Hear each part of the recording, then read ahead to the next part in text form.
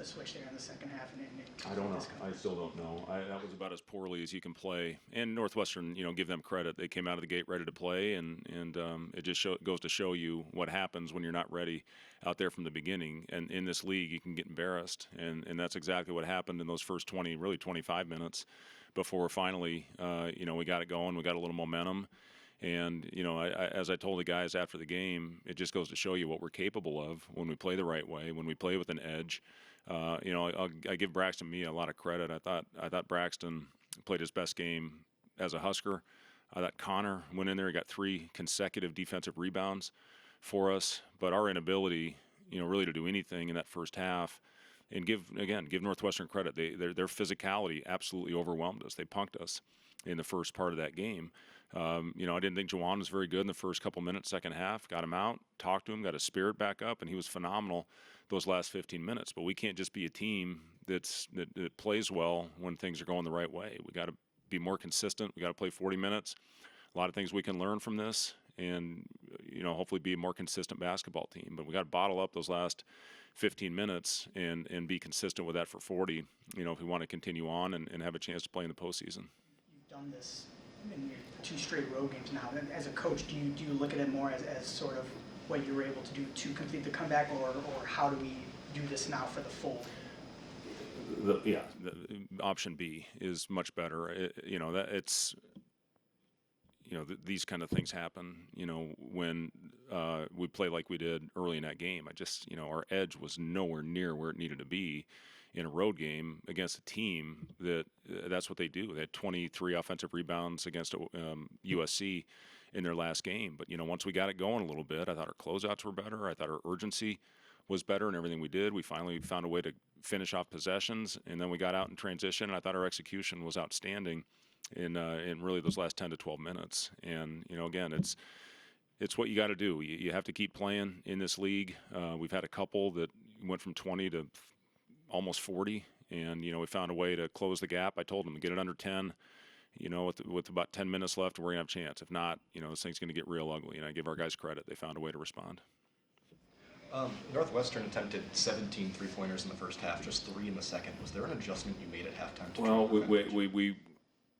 we obviously found a way to get closer to Barry after he hit, I think, the first 3 in the second half. And, he was phenomenal out there, and they did a great job finding him. And Chris is as good as anybody running plays to get guys shots. And, we have what we call a rover that takes the first pass, and a rover was splitting the difference, and we just said get closer to Barry. If one of those other guys steps up and makes a shot, we'll live with it. But we couldn't let Barry keep it going. And Martinelli's he's one of the more unique players, not only in our league but in the country. And I thought we made him take some tougher shots. We talk about making him finish through the goalposts, and if you give him an angle, it's over. And again, I thought our guys did a good job. In the second half of adjusting and finding a way to make it a little bit more difficult. What happened to your hand? A little incident with the whiteboard. The problem is, I'll never learn. I've done this several times now, and I'm on a blood thinner with my heart stuff, and I hit it and I cut it, and this thing won't stop bleeding for a while. So it was stupid on my part. I'm fine. Listen, in this business, you gotta play through a little pain. With Connor, I know you said he missed practice on Friday just because of the illness and all that.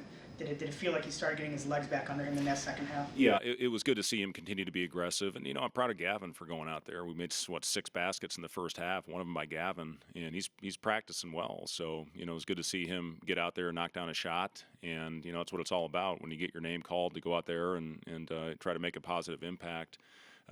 Aaron got opportunity. Kale was out there for some possessions. I honestly thought Kale, giving us some toughness, putting him in there in the second half. It just ended up going back with Juwan, and it paid off for us. But, those guys always got to keep themselves ready. But, yes, Connor was back at practice yesterday, still didn't look quite right, but it was good to see him get it going in the second half. Hopefully that can give him some confidence. Coach, a 2-4 run to start the second half, eventually scoring 8 unanswered points. What was the offensive adjustment that you guys made? Well, first of all, I thought we missed some pretty good looks. I thought Connor had a couple good looks that he made in the second half that he didn't in the first. Missed a couple shots at the rim. Andrew, is a very good finisher in there. He missed a couple right at the rim. Juwan missed one in there. We drove in there out of control, turned it over. I just thought we played with much better purpose in the second half than we did in the first.